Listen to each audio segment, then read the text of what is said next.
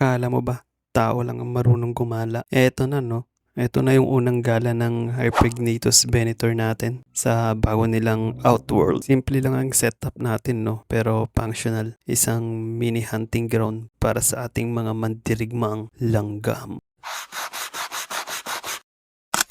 Ang base ng Outworld natin 'no, ay clay soil para sa natural na grip. Tapos yung 50% ay made of coco peat at bato at mga moss para sa moisture control. At yung kabilang 50% naman ay yun ang dry zone nila para may choice sila kung saan sila mas komportable. At yung isang maliit naman na zone doon para sa tirahan ng mga isopod natin or mga cleaners for the outworld. Sa unang pagkakataon 'no, unti-unti nang lumabas yung mga langgam.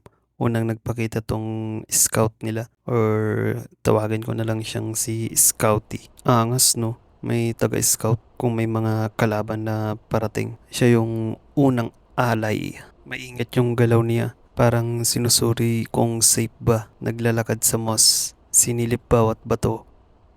Parang sabi niya sa mga kasama niya "Oy mga bes, okay dito." Tapos isa-isa na silang lumabas 'no. Yung mga iba dumiretso agad sa nest ng mga isopod natin. Yung iba naman pumunta lang sa gilid or sa dry zone para magsulo. Ito na rin kasi yung oras ng pagkain nila 'no. Binigyan ko sila ng legs ng tipaklong. Pa-welcome man lang sa kanila. Sa unang tingin niya parang curious siya pa Duda pa siya sa binibigay kong pagkain. Pero ilang saglit lang sinunggaban din agad yung hita na binigay ko. At grabe no, parang mukbang talaga yung ginawa nito Kita mo ba yung pangangyan? Gamit na gamit. Pero kahit na kumakain no, ang intense pa rin ng focus niya. Habang ninunguya ang pagkain ito yung mga sandaling ramdam mong preventive pero organized ang sistema nila. Ang bawat kagat may koordinasyon.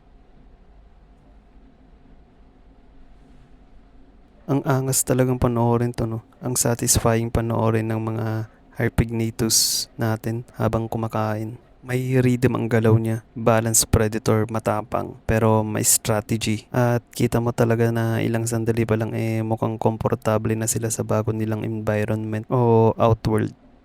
Nakakatuwa lang panoorin no, na active sila sa outworld nila. Mukha naman silang komportable. Mukha lang. Tignan natin sa mga susunod na araw ano yung magiging behavior nila dito sa outworld na ginawa natin. Pati hunting behavior at social dynamics. Kaya nating abangan yan dito lang sa Langgam Lens. Kaya abangan natin yung mga update no. Kung gusto nyo pang makasilip sa mundo ng mga langgam, lalong lalo na tong mga Hypregnathus Venator natin, paki-follow naman tong Langgam Lens. Ang maliliit na nila lang ay siya ang bida. Follow Langgam Lens.